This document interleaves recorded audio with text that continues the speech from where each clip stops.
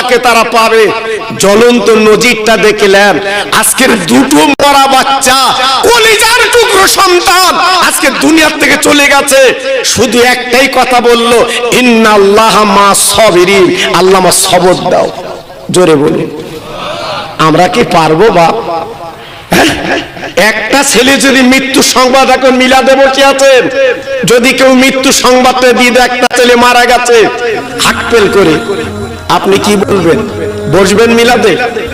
এই ওই বাপ যা, আল্লাহ সবর দাও বলবেন?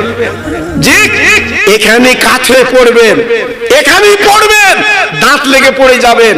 কিন্তু নবীর সাহাবীরা কত ধৈর্য, কত সবর আমার রাসূলের প্রতি করেছিল, এটা চিল্লে জোরে বলুন সুবহানাল্লাহ।